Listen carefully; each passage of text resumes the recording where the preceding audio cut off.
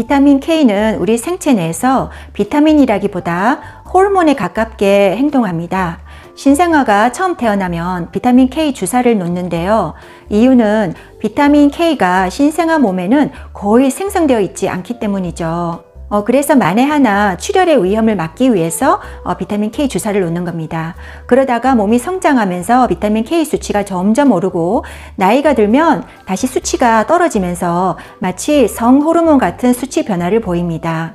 다른 지용성 비타민과 다른 점은요, 이 비타민 K는 고용량에도 별 부작용이 없고 몸에 축적되지 않습니다. 몸에 저장이 안 되기 때문에 비타민 K 결핍증은 아주 흔한 현상이에요. 비타민 K는 3가지 종류가 있는데요. K1은 야채에 많이 들어있고 우리가 섭취한 K1은 체내에서 장내 박테리아에 의해 다시 K2로 전환됩니다.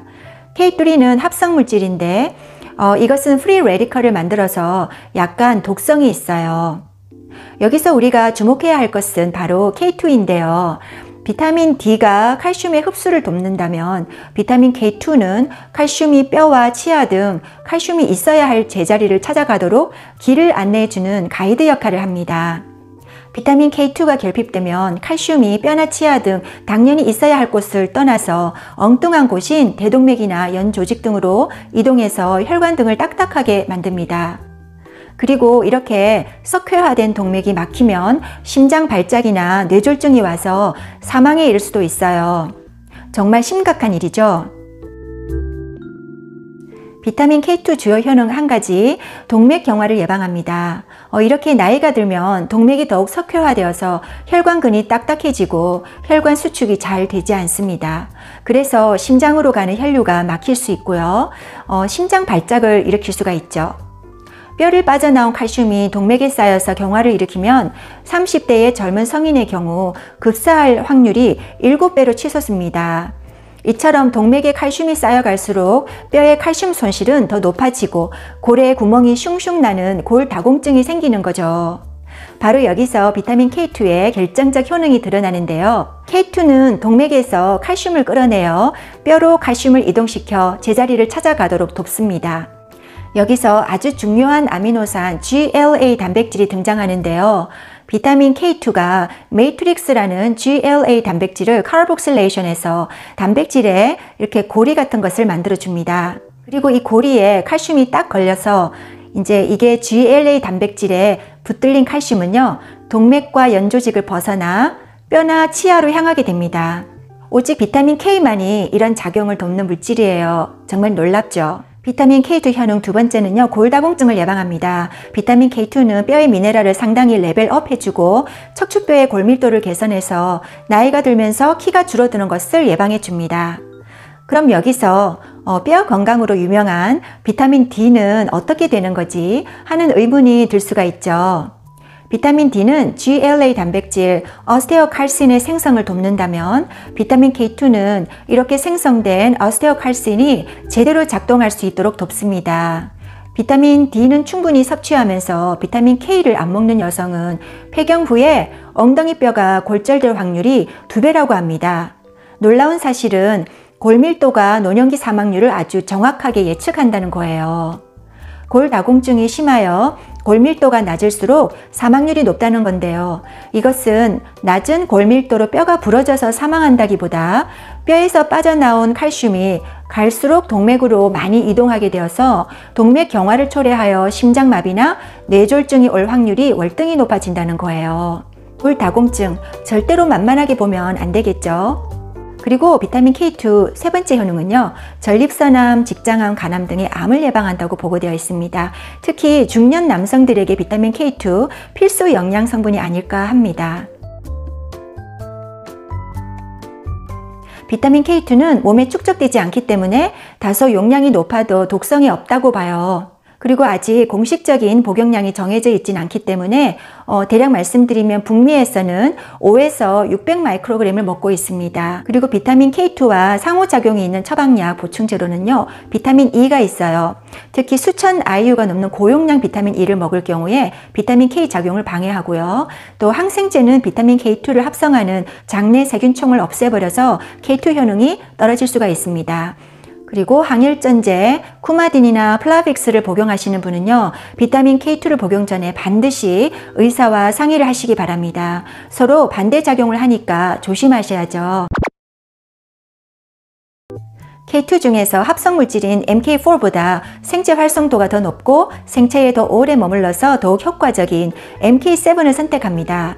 그리고 비타민 D와 복합된 제품을 고르세요. 이 두 가지를 함께 먹으면 시너지가 나서 튼튼한 골밀도, 혈관 경화 예방을 동시에 기대할 수가 있어요. 비타민 K2 꼭 챙기세요.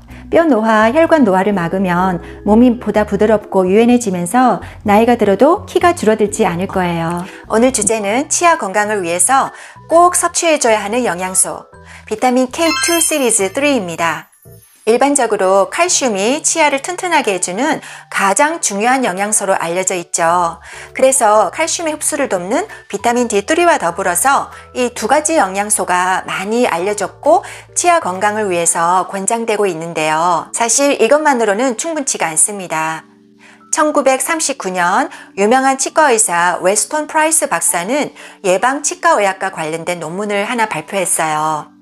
이 논문에서 프라이스 박사는 문명화되지 않은 아프리카 원주민들을 연구했는데요. 놀라운 것은 이 논문에 등장하는 많은 사람들은 칫솔이 뭔지도 모를 만큼 치아 관리를 전혀 하지 않았는데도 불구하고 충치나 잇몸 질환이 거의 없었고 치아 교정이 필요치 않은 가지런한 치아를 소유했다는 사실이었어요.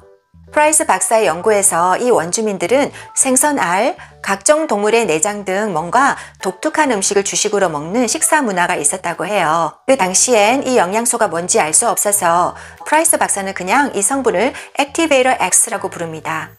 아주 오래전 자료라서 액티베이터 X가 정확하게 어떤 물질인지 오늘날 확정할 수는 없지만 가장 신뢰할 만한 추측은요, 이 액티베이터 X가 바로 비타민 K2라는 겁니다.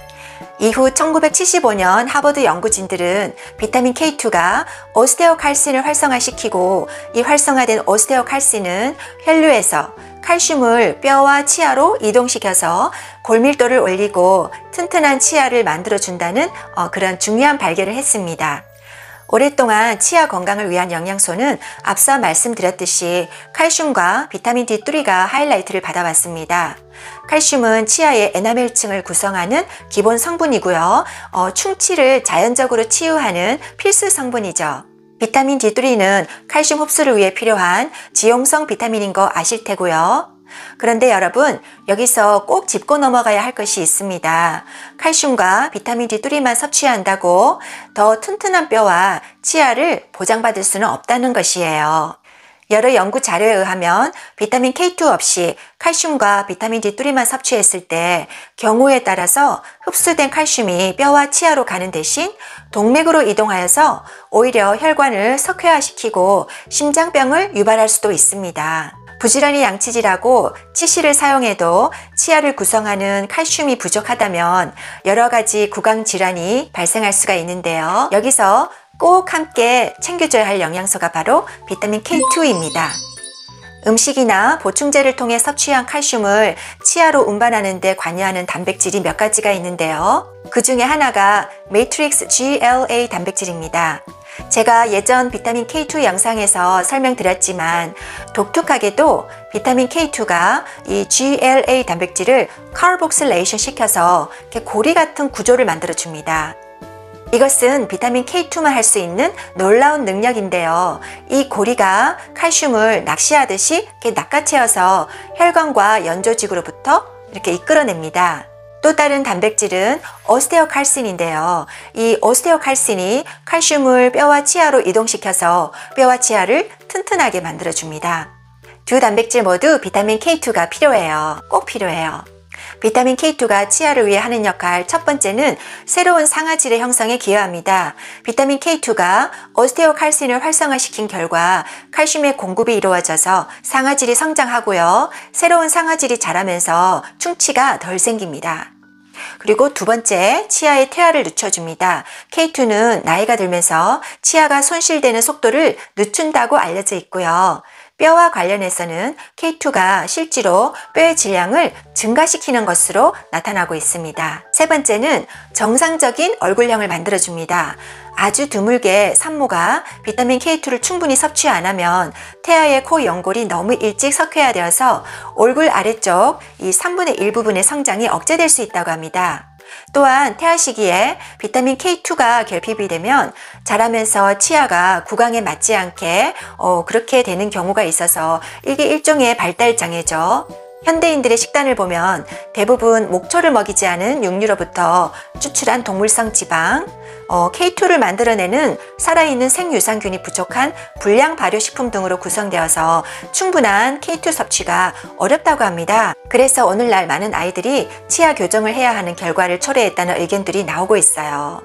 요즘 아이들 최소 75%는 어느 정도의 치아 부종교합을 가지고 있다고 하네요. 원인은 유전적인 요소가 아니라 우리 식단에서 비타민 K2가 부족하여 턱 성장에 이렇게 장애가 생겼기 때문이라고 보는 전문가들의 견해가 많습니다. 고대 유물에서 발견된 인간의 턱뼈를 보면 당시는 교정이 필요한 부종교합이 없었다고 하네요. K2는 치아로 칼슘을 이동시키는 역할뿐 아니라 뼈 성장 호르몬 신호에도 영향을 미치는데요. 성장 호르몬, 인슐린 유사 성장인자, IGF-1, 또 테스토스테론 등의 이런 성호르몬과 상호작용을 하여서 턱뼈의 성장에 영향을 끼치고요. 그래서 얼굴형을 정상화시키는 데 중요한 역할을 합니다. 안면의 형태가 정상적으로 자라야 치아 배열이 곧아지는 것을 생각해 볼 때 특히 성장기 아이들에게 비타민 K2가 풍부한 식단을 제공해 주는 게 아주 중요함을 알게 되죠. 네 번째, K2는 충치 유발 박테리아를 죽입니다. 논문 저자인 프라이스 박사는 비타민 K2가 풍부한 버터 오일로 환자를 치료한 결과 충치를 야기하는 박테리아가 95%까지 감소하는 현상을 발견했다고 합니다. 비타민 K2 중에서 MK7의 형태가 반감기가 길어서 다른 형태에 비해 혈중 농도를 8배까지 올릴 수 있으니까 MK7이 함유된 비타민 K2 제품을 선택하시는 게 좋다고 보고요. 기능 치과 의사로 유명한 스티븐 린 박사가 권장하는 비타민 K2 용량을 참조하자면 성인 기준 하루 100에서 300 마이크로그램이 표준 권장량이고 최대 600 마이크로그램까지 섭취할 수가 있습니다. 12살 미만의 아이들 경우 하루 45 마이크로그램이면 충분하고요. 골관절염이 있는 분들은 하루 200에서 600 마이크로그램 복용이 권장됩니다. 얼굴이 갑작스럽게 늙어 보이는 순간을 경험할 수가 있어요. 바로 이 얼굴뼈의 노화입니다. 얼굴뼈에도 골다공증이 생길 수 있다는 사실 여러분 알고 계셨나요? 얼굴 곳곳의 뼈 밀도가 감소하면서 이 볼이 꺼지고 눈밑이 움푹 패이는 이런 현상이 발생할 수가 있습니다. 특히 이 광대뼈의 크기가 줄어들면요, 외모적으로 나이 들어 보이는 것을 막기 어렵습니다. 놀랍게도 단 한 가지 비타민이 부족할 뿐인데 얼굴이 급격하게 노화될 수 있습니다. 반대로 이 비타민을 충분히 보충해주면 동안을 유지하는 데 도움이 될 수가 있습니다. 얼굴뼈 중에서 광대뼈 부위가 나이가 들면서 뼈 손실이 가장 심한 부위 중 하나로 알려져 있는데요. 광대뼈가 줄어들면 얼굴 전체 윤곽이 바뀌어 버립니다. 이제 우리 얼굴뼈를 한번 생각해 볼까요? 나이가 들면서 얼굴 각각의 부위에서 칼슘이 빠져나가며 뼈 구조가 무너지기 시작합니다.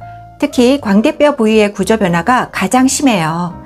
중력이 우리 얼굴 피부를 처지게 만든다는 거 누구나 알고 있는 사실이지만 이때 뼈가 받쳐준다면 그나마 이런 현상을 완화할 수가 있어요.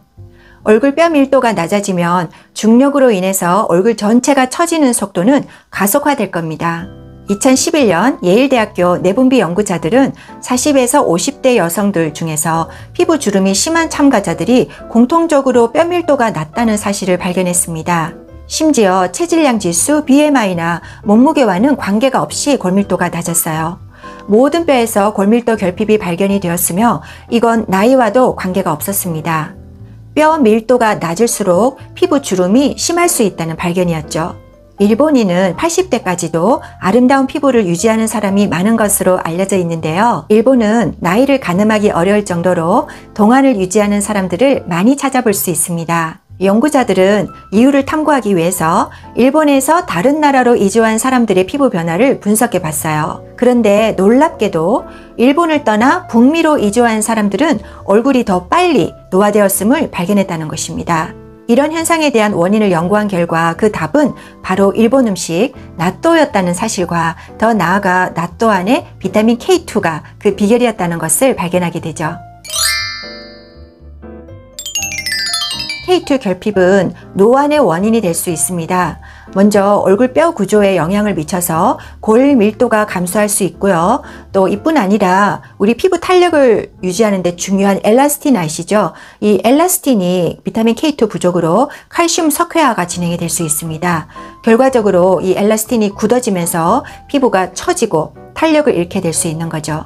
더 위험한 상황은 비타민 K2 부족이 혈관에서 칼슘 석회화를 유발하여 동맥경화를 초래할 수 있다는 것입니다. 비타민 K2는 나또 외에도 발효치즈, 계란 노른자, 간 등에 들어있지만 충분한 양을 섭취하려면 영양제로 보충하는 것이 권장이 됩니다. 지금까지 친환미국 약사였습니다. 안녕히 계세요.